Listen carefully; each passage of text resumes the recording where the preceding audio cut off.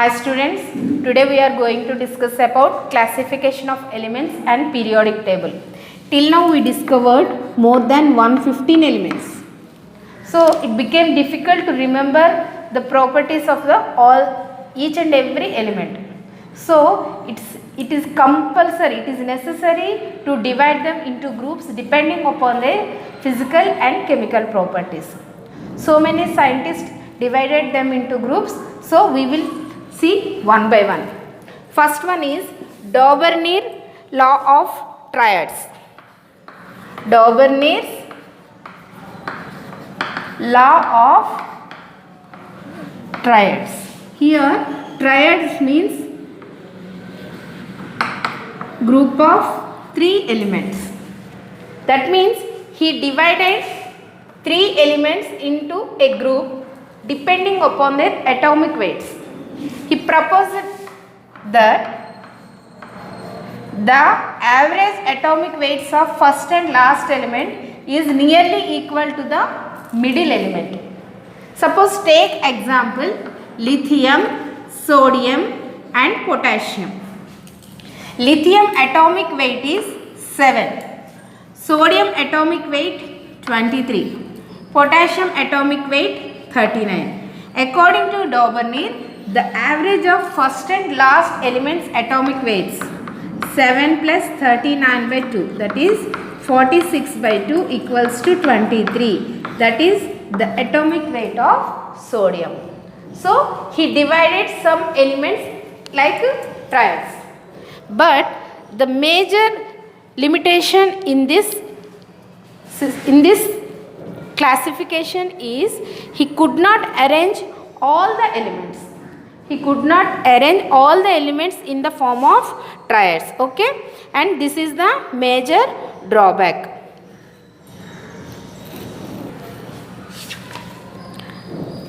Next one is Newland's law of octaves. Newland's law of octaves. Here remember one thing, oct means 8. Newland's law of octaves. He proposed that when we arrange elements in the increasing order of their atomic weights, the first element and the 8th element shows similar properties. Similar properties. The second element from the first one, okay, 8th element shows the similar properties. For example, take lithium, beryllium. This is increasing order of atomic weights I am writing. Boron, carbon, nitrogen, oxygen, fluorine, neon, sodium. This is the first element. Count 8th element. 1, 2, 3, 4, 5, 6, 7, 8. Sodium is the 8th element. Next one is magnesium. Like that we will write. Sodium is the 8th element. According to Newland's, the properties of lithium and sodium are same. Okay, this is Newland's law of octaves. But here also some limitations are there. The first one is the elements which have atomic masses higher than calcium. Which have atomic mass higher than calcium are not showing this property. Up to calcium only the elements are showing this octave rules property. Okay, other than more than atomic weight which calcium, they are not showing this property. This is the main drawback. And the second one is he kept cobalt and nickel in same group, but these are not showing same properties. They are different in their properties. Okay, this is the second drawback. Next one is Mendeleev's periodic table. The first periodic table, which were divided into groups and periods. Mendeleev's periodic table.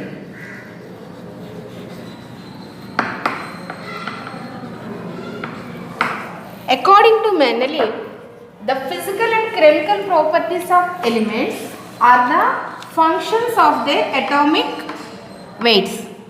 That means he classified the elements depending upon the atomic weights. He draw the periodic table depending upon the atomic weights only. Okay. So what is the Mendeleev's periodic table main law? The physical and chemical properties of the elements are periodic functions of their atomic weights. Coming to periodic table, he divided elements in groups and periods. He gave number 1 to 8 for groups. The vertical lines are groups, and in each group 2 subgroups are given like A and B. That means 1A, 1B, like that. 2A, 2B. At last 8A, 8B. So total 18 groups are there. And periods, how many horizontal lines? 1, 2, 3, 4, 5, 6, 7. 7 periods are given. Like that he divided the elements into groups and periods. Okay. In a group, the first element, suppose take X, and the last element is Z. If in a group, what properties the first element is showing, the remaining elements are also showing the same properties. But in periods it will not happen. It happens only in groups. In a group, all the elements are showing the same properties, but in periods the elements are not showing the same properties. And very important one in Mendeleev periodic table is he kept some place for newly discovered elements, and he gave the names also. Suppose he gave one place here, and some places he given like that, and he gave some names like Eka aluminum, Eka silicon, like that. That means the newly discovered elements will come in these gaps depending upon their properties. And Mendeleev already proposed the properties of these elements also.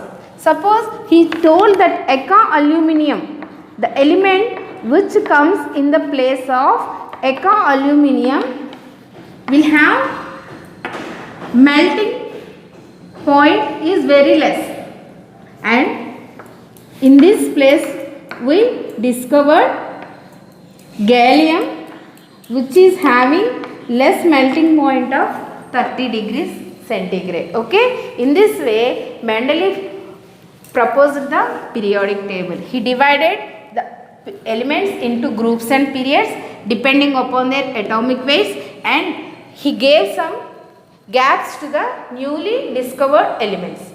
Okay. In future coming elements also he gave the place, and he already proposed the properties of the elements also. Okay.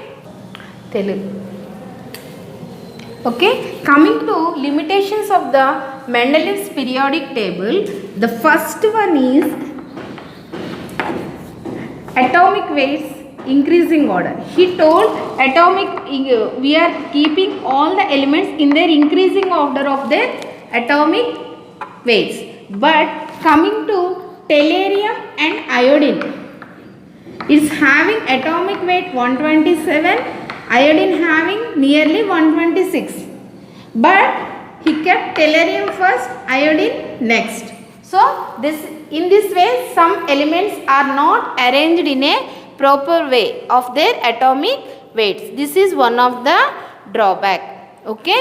And the second drawback is elements with dissimilar properties were placed in a same group. Suppose he kept one element here A, P, and another element Q, but P and Q are not showing same properties. According to first group, he told that all the elements are showing same properties, but in some places it doesn't happen like that. So So these are the drawbacks of Mendeleev's periodic table. Depending upon Mendeleev's periodic table, the next periodic table came, that one prepared by Moseley. Moseley prepared a modern atomic table, and he told that the physical properties and chemical properties of the elements are functions of their atomic number. Functions of their atomic number. According to Mendeleev, it is atomic weight, but according to Moseley, it is atomic number. The physical and chemical properties of elements or the periodic functions of atomic number. What is atomic number? Atomic number is number of protons or number of electrons. So we can define this modern periodic table in another way also.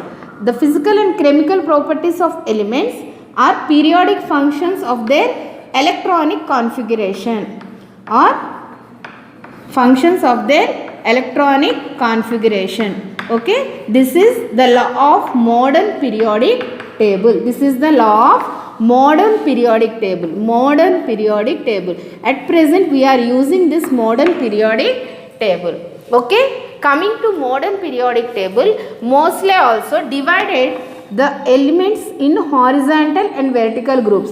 The horizontal are called groups and the vertical are called periods. Here 18 groups are given and 7 periods are given. So in each group 2 subgroups A and B. He also divided the elements like this only, depending upon their atomic number. Depending upon their atomic number. Okay, and according to Moseley, the electron at the outermost shell, the electron at the outermost shell should be underlined. Suppose take example of sodium, 1s2, 2s2, 2p6, 3s1. The outermost electron is 3s1. So the electron at the outermost shell is going to S subshell. It is going to S subshell. So Na belongs to S block element. Sodium belongs to S block element. If the outermost electron is P subshell, then it is P block element. D subshell, D block element. F subshell, F block element. Like that, he divided all the elements into 4 blocks: S block, P block, D block and F block. And in this periodic table, for groups some names also given. Suppose take example 1A group. It is given the name alkali metal. Alkali metal family. Alkali metal family. Because these metals present in this group we are getting from plant ash. Okay, plant ash. That's why this group elements are all called alkali metals. Okay, the next one is chalcogen group. Chalcogen family. Why it is called chalcogen? Chalcogen means ores product from which we are getting metals. That ore family is known as chalcogen. Okay, so these elements we are getting from the ore family. That's why these group elements, 6A group elements are called chalcogens. And in the same way, 7A group elements are called halogens. Here halogens means the elements which we are getting from sea water. Okay, sea water we are getting some elements. That group of elements are called halogens. And the last one is noble gas. Noble gas or inert gas we call for 8A group, because they are very less reactive. They are very less reactive, and the outer shell of these gases is following octet rule. That means there is no valency electron in this group. All subshells are completely filled. All the subshells are completely filled. Like this, we are giving names for groups. Suppose nitrogen group are called nitrogen family, and carbon group elements are all called as carbon family, and oxygen group elements are called oxygen family. Like this, they are giving names to the groups. Okay, suppose we take alkali metal, 1A group, all are alkali metals, so they all show the same types of properties. Suppose halogens we are taking 7A group, all the elements in that group will show the same properties. Depending upon the electron configuration of the elements, they are divided into metals, non-metals also, metals and non-metals also, and some are metalloids. Metalloids means that shows properties of metals and non-metals both, they are called metalloids. So when we are writing electron configuration of an element, if we see number of valence electrons is 3 or less than 3, number of valence electron of an element is 3 or less than 3, that is called metal. If the number of electrons is more than 5 or more than 5, that is called non-metal. Here some exemptions are there for D block and F block elements, but remember this one, okay? And some are semi-metals, that are metalloids. That means they will show the properties of both metals and non-metals also, like boron, silicon, germanium, okay, like that, okay. We are going to learn about periodic properties. What are periodic properties? How they are changing in groups and periods, that we are going to learn. First one is valency. What is valency? The combining capacity of an element is called valency. The combining capacity of an element is called valency. Here the combining capacity is with respect to hydrogen or oxygen. Suppose valence of an element with respect to hydrogen means, suppose when a atom is combining with hydrogen, how many hydrogens it is combining, that is called its valency. Suppose it is combining with 2 hydrogens, so the combining capacity of X is 2. This is with respect to hydrogen. When coming to with respect to oxygen, valence of element with respect to oxygen is twice the number of oxygen atoms, twice the number of oxygen. Suppose here YO is the compound. Here Y is combining with how many oxygens? Only 1 oxygen, but twice the number. That means the combining capacity of Y is 1 into 2. Here 2. That means here coming to with respect to hydrogen means how many hydrogens it is combining. That atom, that number is called valency. But coming to oxygen, twice the number of oxygen atoms is called valency. Okay. Next one is atomic radius. Very important one, atomic radius. Here coming to atom is very small unit of the substance. We cannot find atomic radius for an atom, but we can take the average distance between the 2 nucleus of the 2 atoms, and we are taking that one as the atomic radius. Okay, the 2 atoms we are taking, and we are taking the average distance between the 2 nucleus. Okay, here atomic radius can be expressed in picometers, pk. 1 picometer equal to 10 power minus 12 meters. Okay, this is very important one. Atomic radius of an atom can be measured in picometers. Okay, 1 picometer equal to 10 power minus 12 meters. Coming to groups, in groups atomic radius will change.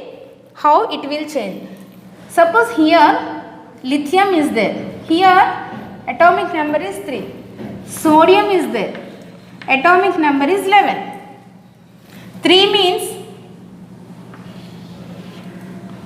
1, 2. When the number of electrons will increase, when the number of electrons is increasing, number of shells will increase.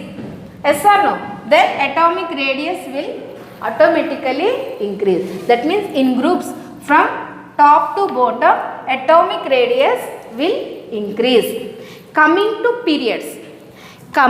periods, there is change in distance between nucleus and outermost shell due to attractive property. Actually, the shell should be like this. Due to attractive property, it comes closer to the nucleus when atomic number increasing. So, due to this property, from left to right, atomic radius will decrease in periods. Okay, remember this one.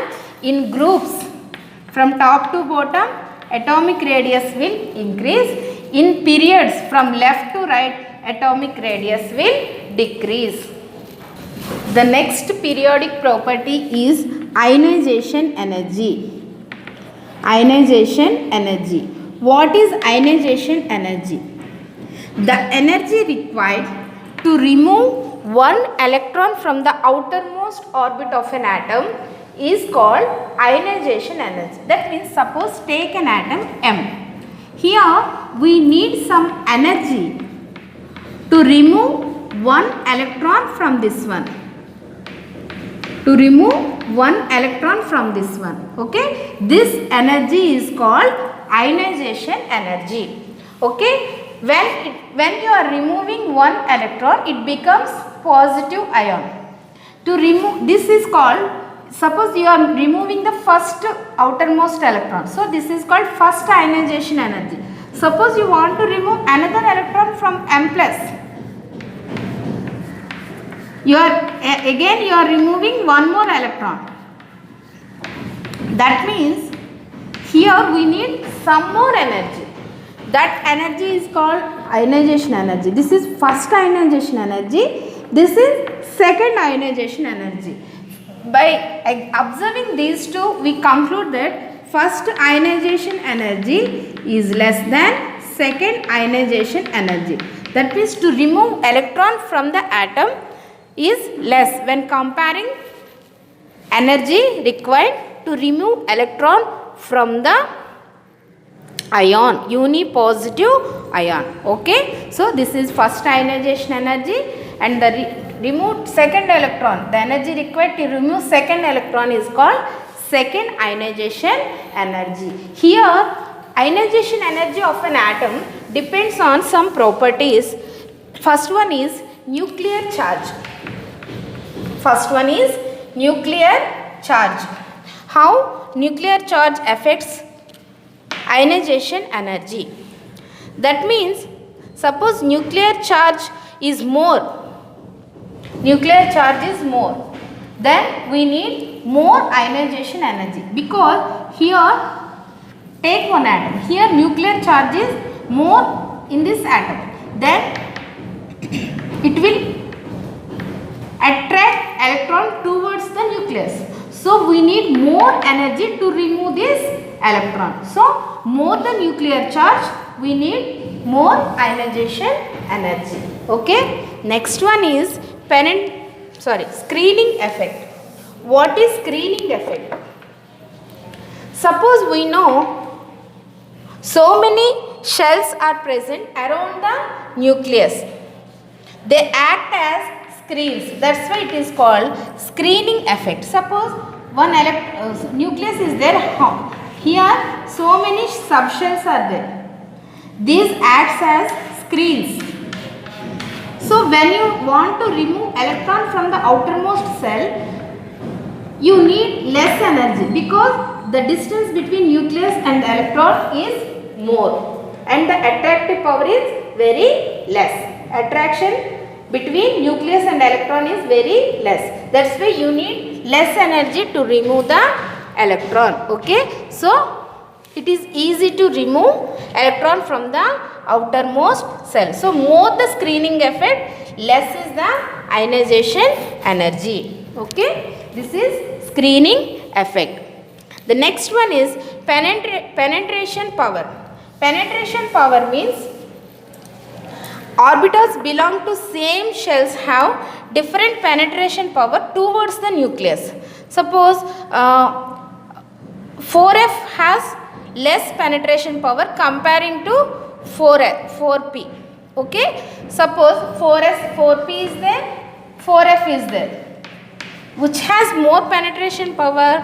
4p has more penetration power. So it is easy to remove electron from the F shell very easily. So more the penetration power, less the ionization energy. These are the some factors on which ionization energy depends on. Okay. Next periodic property is electron affinity. Electron affinity. Coming to this one, when you are adding an electron to atom, it changes into ion, and at the same time it will release some energy. It will release some energy. This energy is called electron affinity. So when you are adding first electron, the energy released is called first electron affinity. Suppose you are adding second electron. Suppose you are adding second electron. That electron affinity is called second electron affinity. Okay, this is electron affinity. Coming to groups from top to bottom, the electron affinity will decrease. From top to bottom, the electron affinity will decrease. And coming to periods from left to right, electron affinity will increase. Okay, this is the main thing. You have to remember this one. How the electron affinity will vary in groups and periods. In groups from top to bottom, the electron affinity will decrease, whereas in periods from left to right, the electron affinity will increase. The next periodic property is electronegativity. Electronegativity depends on ionization energy and electron affinity. Coming to definition of electronegativity, it is the tendency of an atom to attract electrons towards it in a bond or when it is bonding with another atom. Suppose X is bonding with Y. So we are getting XY. Here suppose X is showing more tendency to attract electrons, then we will say X has more electronegativity. And coming to in formula, electronegativity is defined as average of ionization energy and electron affinity. Electron affinity. Okay. So electronegativity of an atom is defined as a average of ionization energy and electron affinity. Okay. Coming to groups, electronegativity from top to bottom will decrease, whereas in periods from left to right, electronegativity will increase. And coming to electronegativity of elements, the most electronegative element is fluorine. Most electronegative element is fluorine. Less electronegative element is cesium. Less electronegativity element is cesium. This is very important for bits. They will ask, what is the most electronegative element? Fluorine. What is the less electronegative element? Cesium. Okay. These are the periodic properties. Okay. Valency, atomic radius, ionization energy, electron affinity, electronegativity. These are the important periodic properties. Okay. We have to remember how they will change in groups and periods. In groups from top to bottom, ionization energy decreases, electron affinity decreases. In periods from left to right, it will increase. So we have to remember this in these periodic properties, how they are varying in groups and periods. Okay, thank you students, all the best for your exams.